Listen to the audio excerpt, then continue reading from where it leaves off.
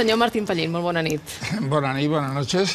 Vostè creu que es permetrà governar o presentar-se a la investidura Jordi Sánchez, que és una persona que està en presó preventiva ara mateix? Bien, yo creo que prescindiría de los nombres y para mí lo que está en juego es ahora si un juez, sin violar el principio de la división, perdón, tengo la voz un poco, de la división de poderes, puede impedir a un parlamentario elegido por el voto popular y por la soberanía popular acudir al Parlamento. Este es lo que está en juego.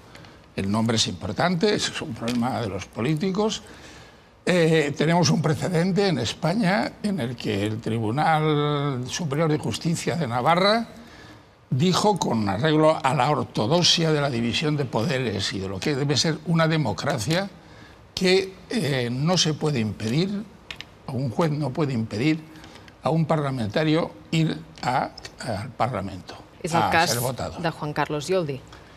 Estaba hablando de Juan Carlos Yoldi, pero repito que quiero prescindir de los nombres. Está en juego si el Poder Judicial puede invadir al Poder Legislativo. Y el argumento además es contundente. Eso sería vulnerar la voluntad no de ese señor, sino de los que lo han votado. D'acord. Juan Carlos Yoldi, en tot cas, sí que és un nom que nosaltres hem anat a buscar. De fet, aquesta setmana hem anat a Donòstia, hem pogut parlar amb ell. Ell és ex-etarra, condemnat per pertinença a ETA i per dipòsit d'armes, entre d'altres delictes no de sang. I això és el que opina sobre aquest cas concret de la investidura.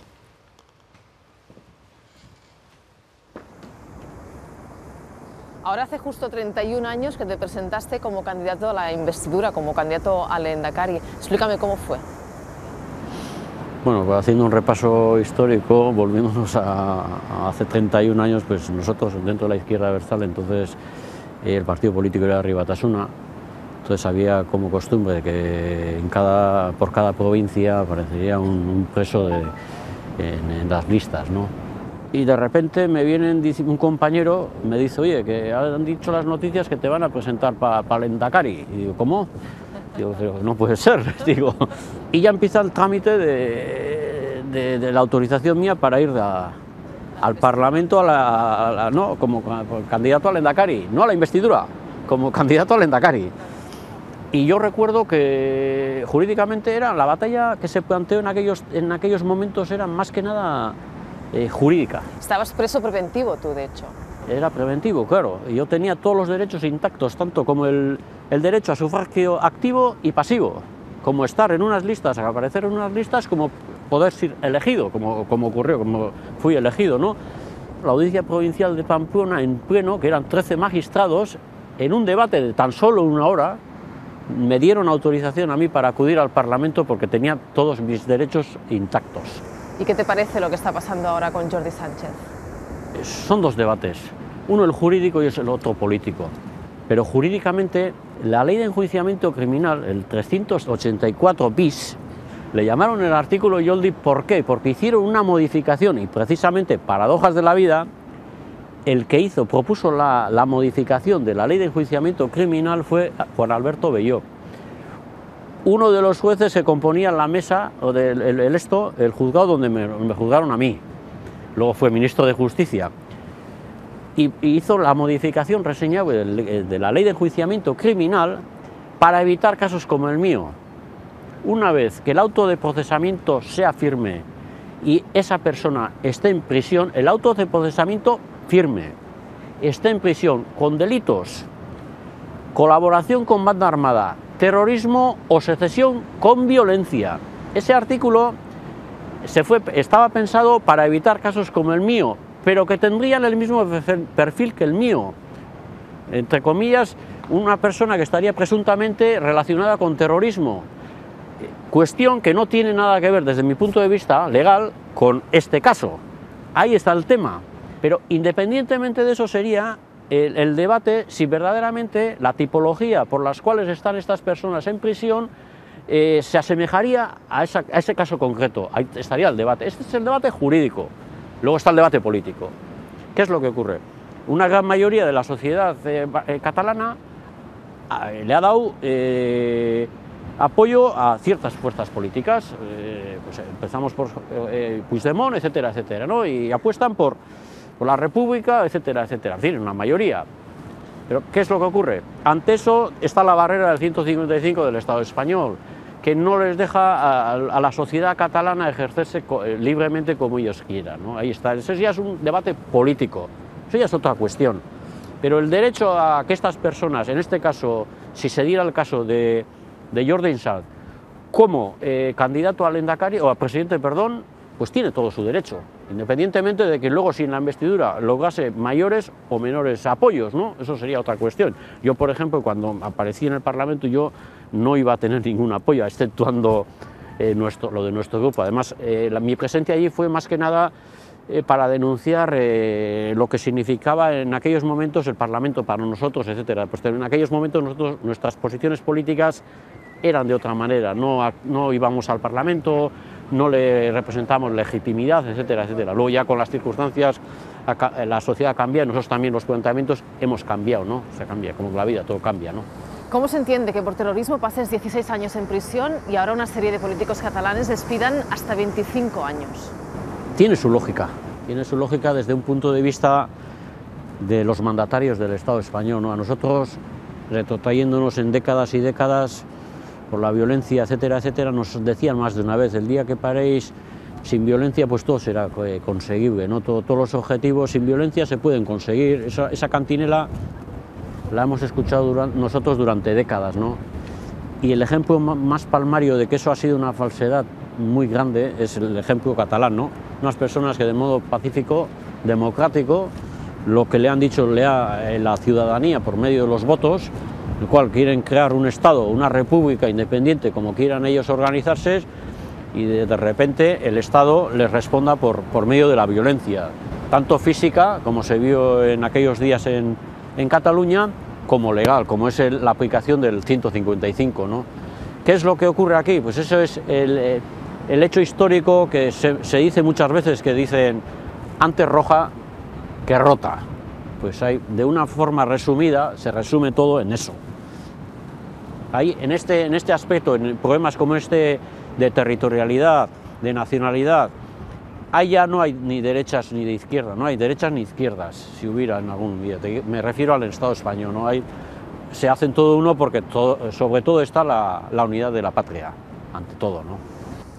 ¿Crees que en el Estado español ha habido una involución o directamente no ha evolucionado? No ha evolucionado, no. Lo que pasa aquí, desde mi punto de vista personal, se conjugan varios factores. Por una parte, el factor político catalán. A la hora de medir las fuerzas catalanas, las fuerzas políticas catalanas, a la hora de medir la situación concreta que ellos estaban viendo, yo creo que no midieron verdaderamente hasta dónde podría llegar el Estado. Ese es uno de los factores, porque seguramente hubieran pensado con apoyo internacional, tenemos aquí el apoyo político, etcétera, etcétera. Nosotros creemos que el Estado también llegará a un tipo de negociación. Igual no sería al agrado de todos nosotros, pero llegaría a un intermedio de margen para negociar. Eso es una postura candileja. Ahí está el tema.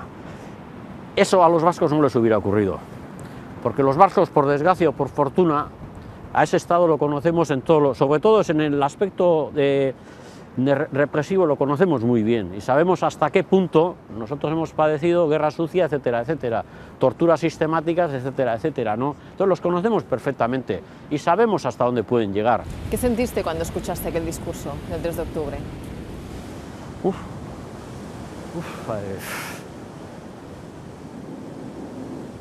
No me llevé sorpresa.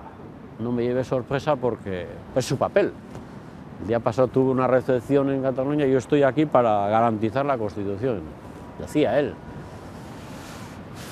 Lo que sentí verdaderamente tampoco lo puedo decir. ¿Tú crees que son presos políticos? Indudablemente que son presos políticos. Indudablemente, es que no, para mí no hay ningún debate. ¿Crees en la justicia? A nivel político no. Cuando se dimire una cuestión como la que estamos debatiendo ahora mismo, el debate nunca se tiene que plantear a nivel jurídico, a nivel penal. El debate lo hay que llevar a la política, nunca al plano penal y al plano judicial, ¿no? Y en ese sentido no, porque no hay más que ver o escuchar las declaraciones del ministro de Justicia y de antemano declarando que a Jordi Sanz no le van a dar el derecho de acudir al pleno de investidura. Pues ahí se ve claramente que el poder político es el que dirige al poder judicial. Entonces, en ese sentido, poco se puede esperar de la justicia, ¿no? Juan Carlos, para ti, ¿qué es la libertad? Todo. Todo. Todo. Hay que pasar las vivencias que hemos pasado, las personas que hemos estado privadas de libertad, mejor que no pasar por esa experiencia, ¿no? Pero hay que pasar por ahí para valorar verdaderamente lo que es las cosas pequeñas de la vida. Las cosas pequeñas que las personas que no han pasado por esa situación difícilmente las van a ver, las van a percibir, ¿no? Es todo, todo. Y son cuestiones de la vida que pasan, es parte de tu vida, y si no hubiera sido parte de tu vida, pues no serías tú mismo, ¿no? Serías otra persona sin esa parte de la vida, ¿no? Y se valora de otra. Y en el aspecto humano también es más sensible a todo, al dolor ajeno. Lo percibes de otra manera, porque tú también has sufrido, ¿no? En primera persona, ¿no? Pues hemos padecido situaciones duras, durísimas. Por eso decía antes que el régimen de vida carcelario que actualmente tienen las personas privadas de libertad al que conocimos nosotros tiene poco que ver, ¿eh? ¿Cómo te imaginas el futuro de Cataluña, de Euskadi, de España dentro de unos 15, 20 años? Posiblemente igual, no será igual vuestro caso, ¿no? Porque vosotros el buque lo habéis sacado, no sé, de puerto. No sé si de puerto lo habéis sacado, igual sí, pero creo que volvéis nuevamente al puerto. No veo a rumbo fijo el puerto este todavía, no lo veo. En un momento sí, había esa voluntad, esa decisión, pero visto lo visto, igual habéis visto mucho oleaje y habéis vuelto a puerto, ¿no? Y nosotros, los vascos, pues posiblemente habrá que reparar el buque y tendremos que andar ahí a ver si a dónde el rumbo lo tenemos claro, y vosotros también lo tenéis claro, cuál es el rumbo, la libertad, el poder ser lo que vosotros decidáis, la mayoría de la sociedad decida y ya está, sin ningún veto de ningún lado, menos de Madrid, ¿no? Eso es, ni más ni menos, ¿no? Pero hay intereses políticos, económicos que están sobre todo ello, ¿no? Entonces... Senyor Martín Pallín, com pot ser que la justícia espanyola sigui més flexible davant d'un cas de terrorisme?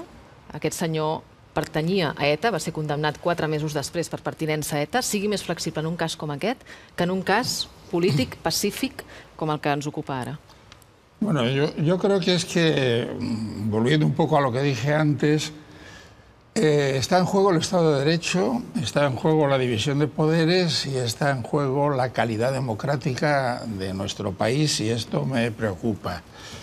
El tema de la segregación de una parte de un territorio, de un Estado de la Unión Europea o un Estado reconocido por la Asamblea General de Naciones Unidas, es un tema que en el derecho internacional no se contempla. Eso hay que ser claros y no es posible.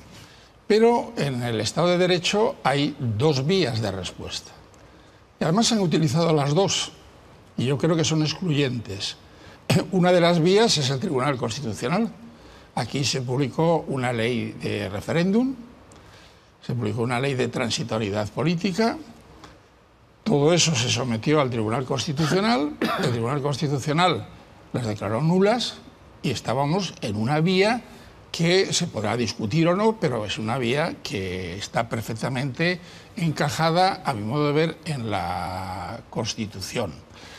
Hay una nota alarmante, se ha hablado aquí ha hablado, yo le dije que me ha impresionado por su serenidad y su capacidad de abstraerse de lo que ha vivido, y es que es el único tribunal constitucional, y se hizo deliberadamente en el año 2015, pensando en lo que iba a pasar, el único tribunal constitucional del mundo que tiene capacidad sancionadora. Es más, hay 3 magistrados del Tribunal Constitucional que lo han rechazado frontalmente. Dice, esto no es labor de un tribunal constitucional. Y ahí habíamos llegado. Entonces todo esto era nulo y efectivamente no tendría, en mi modo de ver, efectividad. Pero entra en juego el derecho penal. Y el derecho penal no está para estas cosas.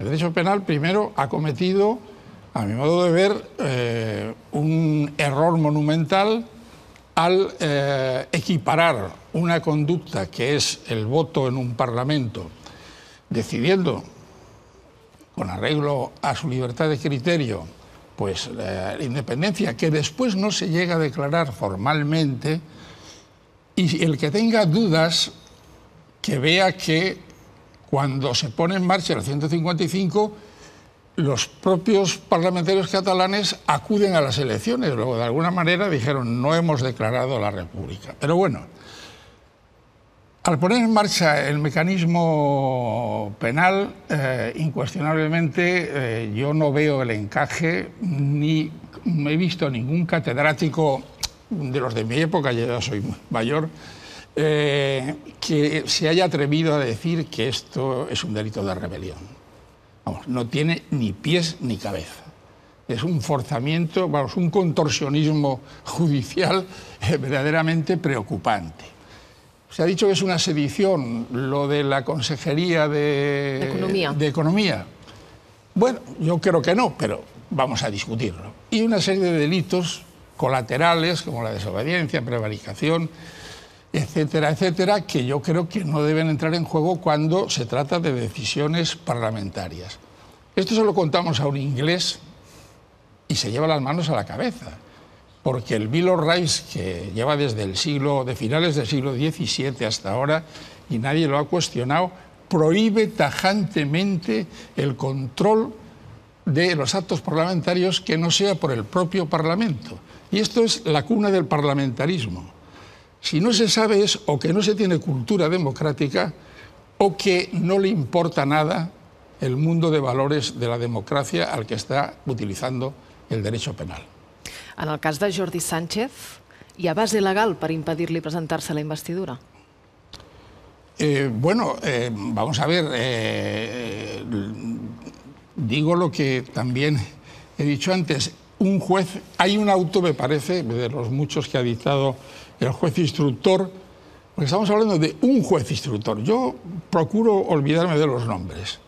Un juez instructor que se permite decirle a un parlamento, vamos a olvidarnos también de qué parlamento, de que si puede delegar el voto. Dice, oiga, vamos, yo he sido magistrado del Tribunal Supremo, he sido juez instructor de muchas causas y no se me ocurriría decirle a un parlamento lo que tiene que hacer.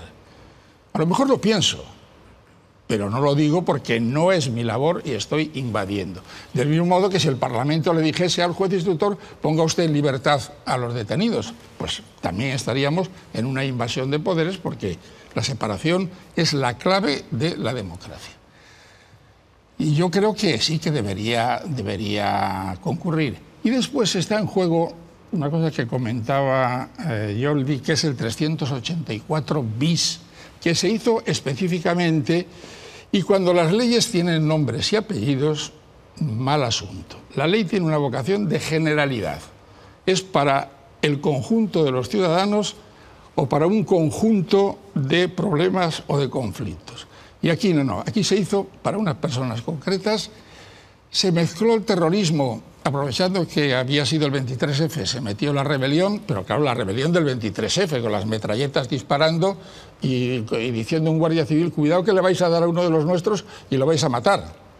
Eso se oyó por la televisión. Entonces se aprovechó eso, se metió otro artículo que fue declarado inconstitucional, el 504, en el que decía que si el fiscal recurría, no se podía acordar la libertad, lo cual era ya una invasión de la independencia judicial verdaderamente escandalosa en un Estado de Derecho. El Tribunal Constitucional dijo que era inconstitucional. Yo creo que este artículo también es inconstitucional y plantea problemas con los parlamentarios, no con los funcionarios. Con los funcionarios está claro porque es suspensión de funciones. Pero a un parlamentario se le suspende de funciones. ¿Y qué pasa? Que no puede delegar su voto porque está suspendido de funciones, con lo cual ya no en una cuestión política, en una cuestión que tiene que resolver un parlamento, declarar un parque natural, pues se ha variado la composición del Parlamento y se ha variado el resultado de la voluntad parlamentaria, con lo cual estamos invadiendo otra vez el poder legislativo. Esto hay que meditarlo antes de dar esos pasos, en mi opinión. Ara mateix, qui mana en el TC i el Tribunal Suprem? Es pot dir que és la Moncloa qui dirigeix els moviments d'aquests dos tribunals? No, yo no diría eso, y además también quiero que quede claro otra cosa. Todo esto no hubiera pasado si el Ministerio Fiscal no pone la querella. El Supremo no hubiera actuado. El fiscal Maza. El Supremo estaba en su sitio y ha actuado porque el Ministerio Fiscal ha puesto la querella. Si no, no habría actuación. Después, yo no sé qué relaciones, conocía, eran compañeros de sala de José Manuel Maza. Creo que es una persona con criterio, independiente, pero creo, sinceramente, que en este caso se equivocó rotundamente. Además, es una querella que no es la que o la que nos enseñaban en la escuela judicial, porque es una especie de relato histórico, y siempre nos decían los jefes, cuando éramos jovencitos, dice, chico, concéntrate y dime cuáles son los hechos que consideras delictivos. Y esta sentencia, esta querella que tiene 106 folios, para mí es el récord Guinness de mi carrera. Nunca he visto una querella de 106 folios. Es un relato que puede casi con otros 106 folios pues constituir un libro o una novela. Però no és una querella com manda la llei d'enjudiciament criminal. És una querella que a més va ser polèmica perquè no tenia el suport de tots els fiscals del Suprem. Un fiscal pot rebre instruccions o ordres directes del govern? Cuando hicimos el estatuto teníamos dos posibilidades.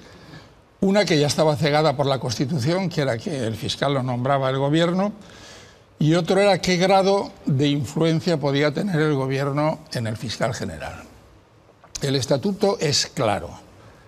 Podrá solicitar del fiscal general del Estado una determinada actuación.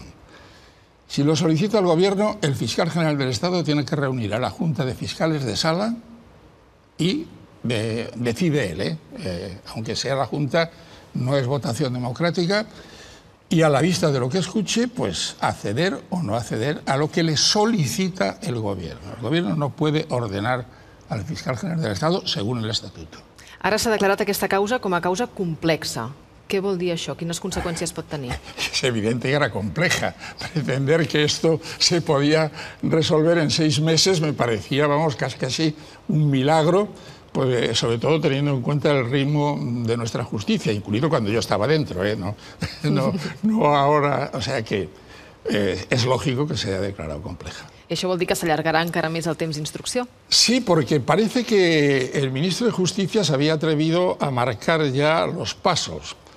Después de Semana Santa, auto de procesamiento, finales de año, juicio oral, y a finales de año o principios del año que viene, sentencia. Yo creo que ahora, con esto, el ritmo pues, se va a dilatar un poco. No sé cuánto, pero un poco. I durant tot aquest temps estaran en presó preventiva? Bueno, esto es lo que ya conculca claramente. Aquí todo el mundo dice, es que se han saltado la ley. Por favor, que se lean el artículo 503 de la Ley de Enjuiciamiento Criminal. El artículo 503 se puso, en principio, para los autores de delitos violentos. porque podían constituir un peligro de reincidencia, por ejemplo, un violador, un psicópata, personas que si se las ponía en libertad, incuestionablemente, y es la primera parte del artículo del número 3 del artículo 503, si se las ponía en libertad podía haber algún peligro de reiteración delictiva precisamente por su psicopatía, etcétera, etcétera. Ahora, que me expliquen a mí y que lo expliquen ahora a los suizos, que acaban de decir que no piensan dar la extradición porque estamos ante delitos políticos, lo ha dicho el representante de la Oficina de Justicia Federal de Suiza, que me digan a mí que una opinión política es una reiteración delictiva. No lo entiendo, lo siento mucho, será ya por mi edad, pero no puedo entender que en una democracia una opinión política, sea la que sea, pueda ser una reiteración delictiva. I el concepte de violència és interpretable perquè sembla que sigui el centre de tota aquesta querella que ha presentat el fiscal i d'aquesta acusació de rebel·lió, de sedició, el concepte de violència. El concepto de violencia está muy claro. Tenemos, afortunadamente, muy pocas sentencias para hacer jurisprudencia sobre el tema de la violencia, pero tenemos una del año 83 que, curiosamente, es el recurso de casación respecto de la condena del Tribunal Militar a Armada, Mirán del Bosch y Tejero y otros muchos más por el 23F. Y ahí se dice clarísimamente que un elemento, bueno, además lo dice el código, no lo digo yo, que uno de los elementos componentes es la violencia. Y la violencia es la esterilización de lo que pasó el 23F. La defensa, muy habilidosamente, había dicho, hombre, no hubo violencia porque no hubo muertos. Y entonces el ponente, vamos, el tribunal, porque las sentencias no son de los ponentes, son de los tribunales de 5, si 4 opinan lo contrario, el ponente no tiene nada que hacer. Y dice, no, el hecho de que haya sido incruento no quiere decir que no haya sido violento. Y la violencia es la del 23F. I l'1 d'octubre hi va haver-hi violència. Fem una cosa, em contesta d'aquí uns minuts, que hem de fer una pausa, d'acord? Ara seguim parlant. Yes, everybody hurts. Not alone. If you're on your own in this life, the days and nights are long. Senyor Martín Pallín, li demanava si creu que hi va haver violència l'1 d'octubre. El 1 de octubre hubo violencia, lo que pasa es que no tiene nada que ver con el delito de rebelión. Si es no. Para relacionarlo, hubo violencia, lo vio todo el mundo y bueno, yo tengo familia en Londres, me lo comentaron, yo viajo bastante, soy miembro de la Comisión Internacional de Juristas de Ginebra y sé que la comisión hizo una nota sobre eso. No, li demano perquè Enric Millo, diversos alts càrrecs del govern espanyol i de la Guàrdia Civil diuen que no hi van haver-hi càrregues policials. De fet, diuen que tècnicament no hi van haver càrregues. Bueno, ahí se trata de un asunto igual que el sumario, llegue hasta donde llegue, va a ser un sumario tecnológico. Hasta ahora manejábamos sumarios con folios de papel, pero ahora tenemos multitud de CDs y de grabaciones que representan muy fidelmente los hechos que pudieran, espero que a lo mejor cambien las cosas, ser objeto de enjuiciamiento. Pero es incuestionable que ese hecho, y es más, a mí me consta que personas del gobierno, próximas al gobierno, pues la verdad que no estaban, digamos, satisfechas con lo que había pasado. Del govern espanyol, vol dir. Obrim torn de preguntes als periodistes del Cadires. Bea, endavant. Lo primero de todo es un verdadero placer escucharle porque como ciudadana me reconforta y me tranquilizaría saber que hay jueces como usted a día de hoy en la justicia. Pero por desgracia no son los Martín Pallín los que abundan. ¿Qué habría hecho usted de ser el instructor de este caso con las personas que ahora mismo se encuentran en prisión preventiva y en el exilio? ¿Cuál habría sido su decisión al respecto? Bueno, vamos a ver. El instructor en el Supremo, que es una anomalía que existe en nuestro sistema, no es un instructor autónomo, es lo que llamamos un instructor delegado. O sea, es la Sala Segunda del Tribunal Supremo el que admite la querella y le dice al instructor: proceda usted a la instrucción. Es cierto que después de algunos casos, concretamente el caso Gal, que se nos planteó el tema de la duplicidad casi esquizofrénica de un instructor que a su vez era miembro de la sala, y esto era bastante difícil, se le dio una cierta autonomía y por tanto ya no formaba parte de la sala y tenía una cierta autonomía. Entonces, acogiéndome a esa autonomía, yo hubiera rechazado rotundamente la rebelión y la sedición. Y hubiéramos entrado en un debate sobre los temas de la malversación, desobediencia, prevaricación, etcétera, todos los demás. Que no conllevan cárcel, ¿no? En este caso. Sí. Preventiva. Pueden llevar prisión, malversación puede llevar prisión. Por cierto, la malversación también fue modificada en el 2015 pensando en algo. Wow. Eso es muy grave, ¿no? Permíteme, Laura. Sí. Usted ha señalado antes, y creo que quizás sea una cuestión técnica que pueda pasar desapercibida, pero que el Tribunal Constitucional de España es el único que ha modificado la ley en el 2015 para hacer, que todos lo entendamos, un Juan Palomo, un yo me lo guiso y yo me lo como, ¿no? Una capacidad sancionadora respecto a sus propias sentencias. ¿Esto realmente nos pone en buen nivel como demócratas? Bueno, el Tribunal Constitucional no fue el gobierno, aprovechando la mayoría absoluta. Está recurrido. La ley, claro. Está recurrido y hay 3 votos en contra, como dije antes, de 3 magistrados, de 2 magistrados y una magistrada, que rechazan rotundamente el que tenga capacidad sancionadora. En fin, ya veremos a ver, pero eso, claro, es un recurso muy raro, porque es un recurso contra la propia normativa del Tribunal Constitucional. Y también está recurrido, antes se habló mucho del 155, sí. Está recurrido por Podemos y por el Govern. Sí. Agnès? Sí, mira, deixa preguntar al Jordi, es que estoy buscando un detalle de la interlocutoria del juez Pablo Llarena en el último auto en el que niega la libertad de confianza a Joaquín Forn. Lo estoy buscando y... Sí. Tengo una pregunta sencilla.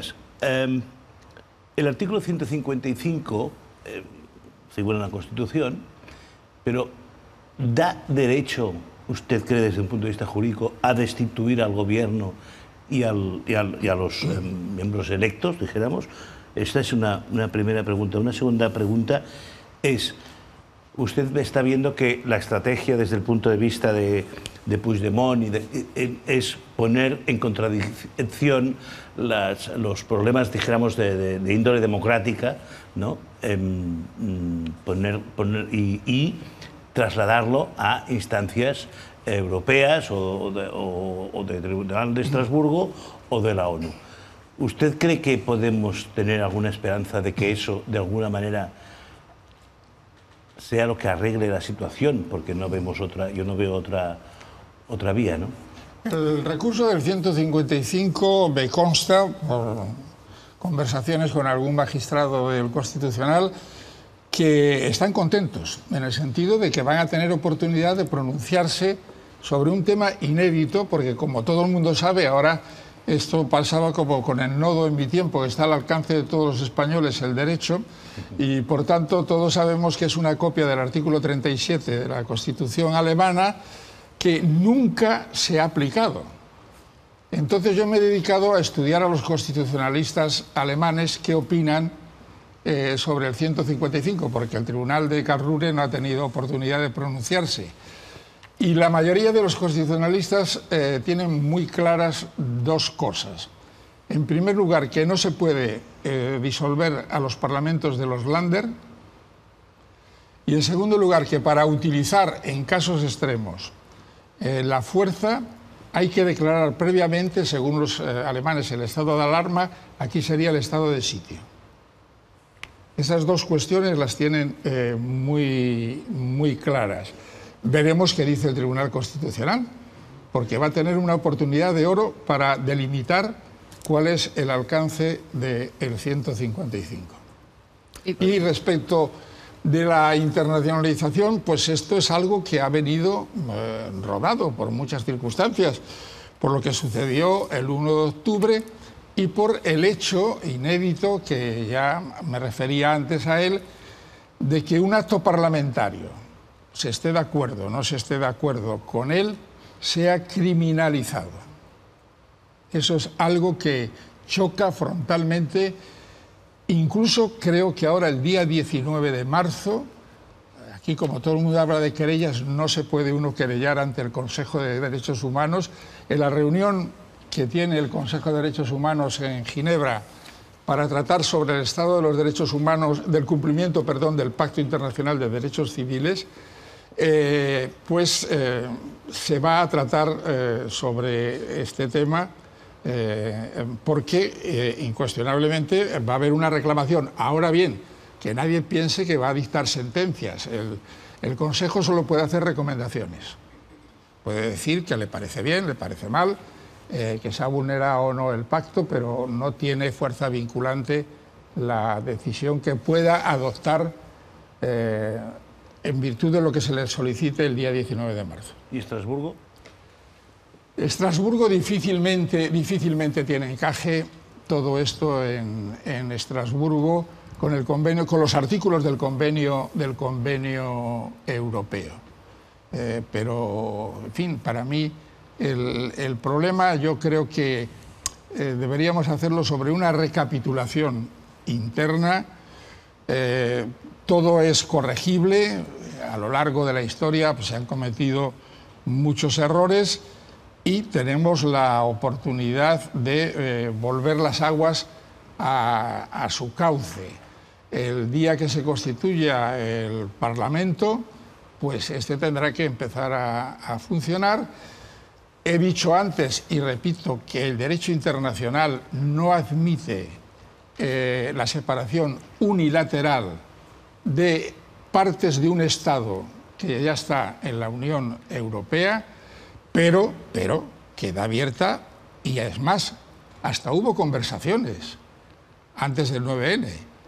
La vía que apuntaron, por ejemplo, Francisco Rubio Llorente, Miguel Herrero de Miñón, pseudo canadiense, pseudo escocesa. Pero en política se puede hacer todo y para eso están los políticos. Y por favor, que no nos metan a los jueces en jaleos, que lo resuelvan ellos, que es su función. Pero para eso sería necesario, entonces, ¿se arreglaría todo con que el fiscal retirara la querella? ¿O ya no puede ser eso? Se arreglaría todo, pero yo creo que ya no es posible. Agnès. Buenas noches. De entrada decir que realmente es interesantísimo escucharle y que cuando uno escucha a alguien de su talla, gente que conoce el mundo de las leyes, como usted mismo, magistrado emérito del Tribunal Supremo, toda la palabrería política se acaba. Es decir, cuando uno escucha a alguien de la judicatura decir que lo que está en peligro es la separación de poderes, silencio, por favor, escuchemos, ¿no? Tengo dos preguntas. Una quizá es un poco más abstracta. ¿Qué margen le queda a la sociedad, al ciudadano, de defenderse cuando se pone en cuestión la separación de poderes en la más alta instancia que uno tiene para recurrir dentro del Estado español, como es el Tribunal Supremo? Y dos, en relación al proceso al cual se ven sometidos las personas que están acusadas de un delito de rebelión, detalle que buscaba de la interlocutoria del juez Llarena en la última petición de libertad de Joaquim Forn, del exconseller de Interior.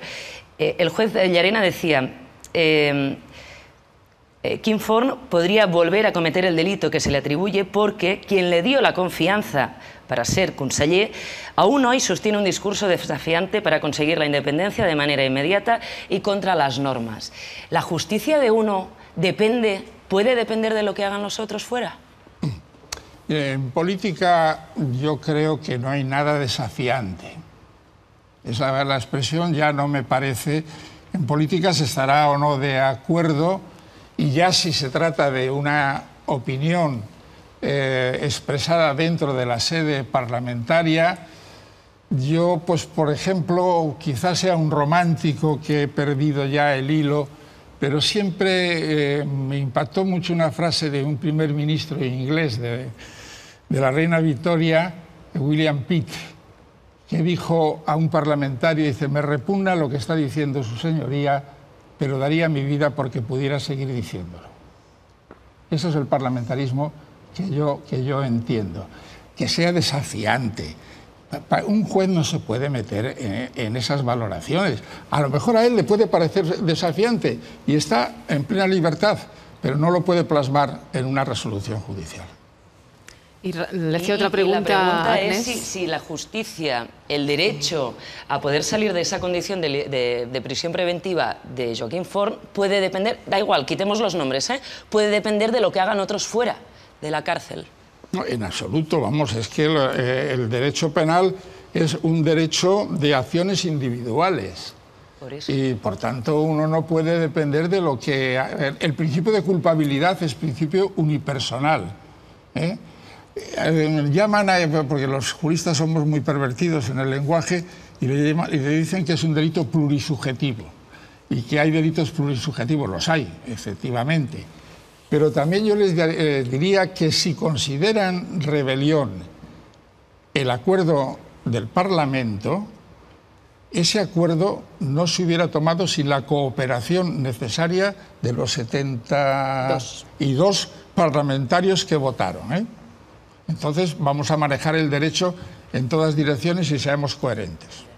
Agnès, li demanaves també per com es defensa la gent, ciudadano, cuando en la más alta instancia ya hay la sospecha de que, bueno, aquello de la separación de poderes, pues bueno, igual se está vulnerando.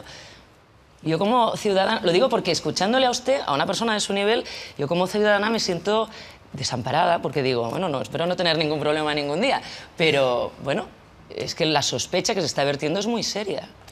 Hombre, los ciudadanos tienen su responsabilidad cuando votan. Los gobiernos los eligen los ciudadanos. Las políticas de los gobiernos están refrendadas, en cierto modo, indirectamente por los votos de los ciudadanos. Pero yo creo que, incuestionablemente, esta es una cuestión que ha adquirido ya unos caracteres que nos obligaría a todos a reflexionar, a los ciudadanos, por supuesto, los primeros, a los medios de comunicación, a los políticos y a los que representan otro poder del Estado, que somos los jueces, que somos los únicos que no tenemos legitimidad de voto popular.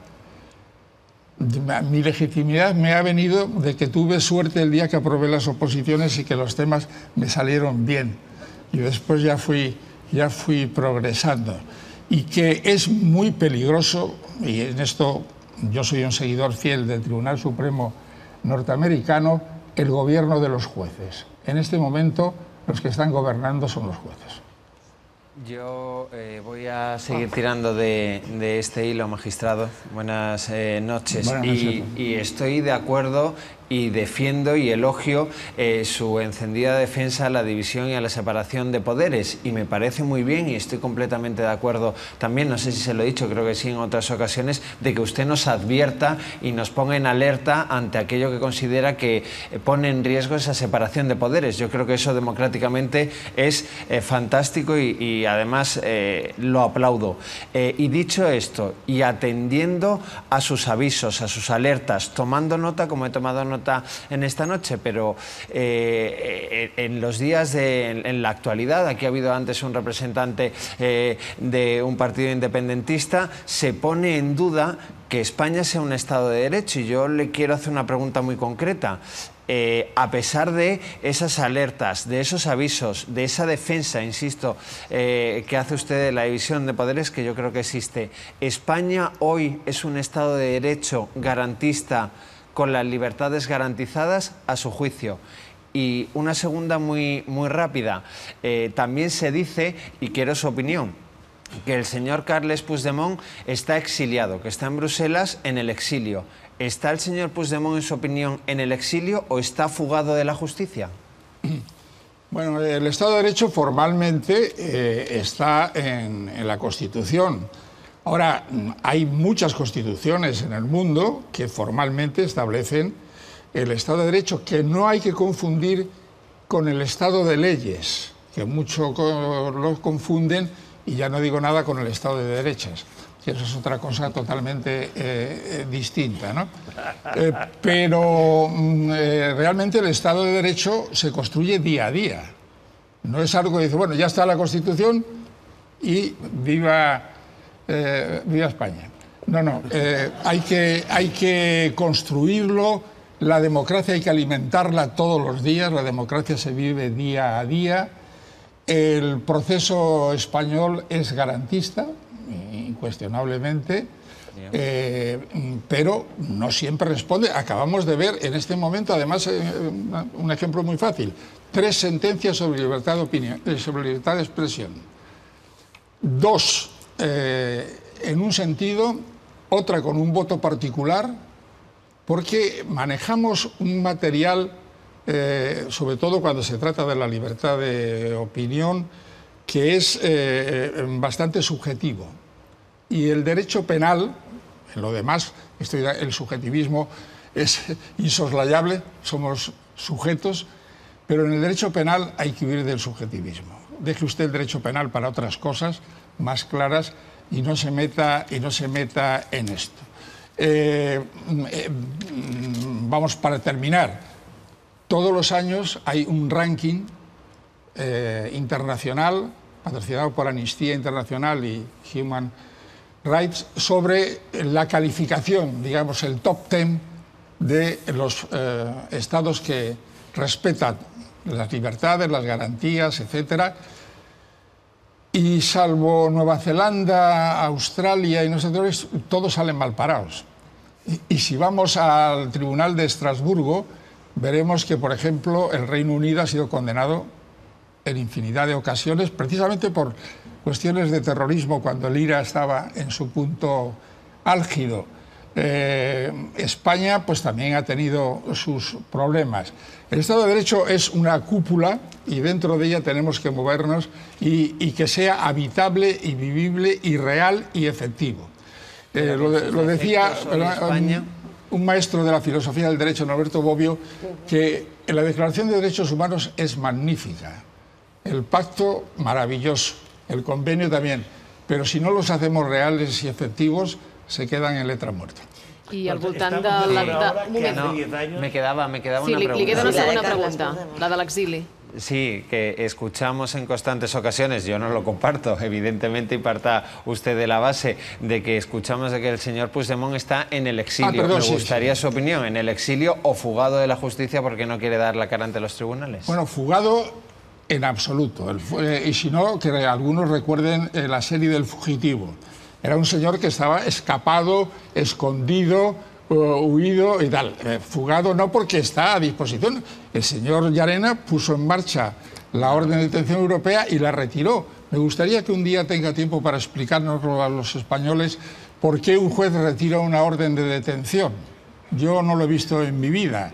Y después, cuando se va a Dinamarca, a Copenhague, dice algo verdaderamente increíble. Dice, no la pongo en marcha porque lo que quiere es que la detengan. Bueno, también que lo explique porque yo como juez no soy capaz de entenderlo. Exiliado. Bueno, pues si es un exilio, políticamente yo no creo que esté exiliado, está en una situación a disposición de la justicia. Si levantan la prisión provisional, primero la orden de detención y después la prisión provisional, pues podrá venir a España perfectamente, y eso yo creo que arreglaría bastante las cosas en este momento, no para el futuro, que ya veremos a ver cómo termina. I els polítics que són a presó, vostè creu que són presos polítics? Bueno, evidentemente, es que aparte que no lo digo yo, sino que como lo ha dicho un señor que parece que los suizos...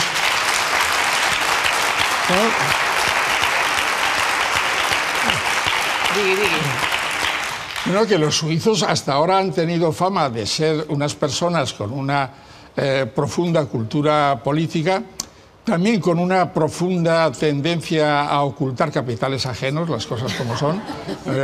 Todo tiene su parte, pero el representante de la oficina federal, es decir, el gobierno de Berna, de la Oficina Federal de Suiza ha dicho que no piensa en España ni sueñe con la extradición porque son delitos políticos. Pero es que además los delitos políticos, incluso en la cumbre de Tampere, estando gobernando Aznar, consiguió que se retirase el terrorismo como delito político. Porque si uno lee la definición de terrorismo, dice subvertir el orden constitucional. Luego, si la finalidad es subvertir el orden constitucional, hay ya un móvil político detestable como es utilizar el asesinato, la extorsión y tal. Pero hay un móvil que és indudablement polític. Senyor Martín Pallín, un plaer tenir-lo aquesta nit al Preguntes Freqüents Gràcies. i escoltar les seves explicacions. Precisament li preguntava pels presos polítics o els polítics